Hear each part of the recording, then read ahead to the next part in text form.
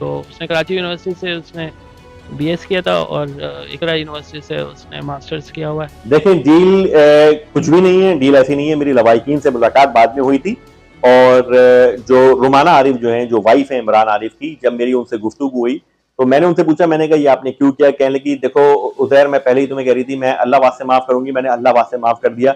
मेरे तमाम घर वालों ने उनको अल्लाह वास्ते माफ कर दिया।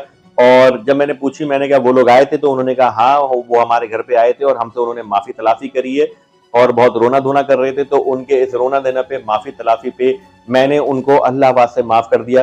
तो ये जो डील की बात चल रही है 5 करोड़ 5.5 करोड़ पता नहीं क्या, ये सब झूठी अफवाहें हैं। इन अफवाहों पे यकीन ना रखें। हम वकील हैं, हम काम करते हैं क्लाइंट की इंस्ट्रक्शन के हवाले से और अपना बेस्ट देते हैं अपने कोड और एथिक्स को देखते हुए। तो यहां पर भी हमने अपना बेस्ट दिया कोड और एथिक्स को देखते हुए।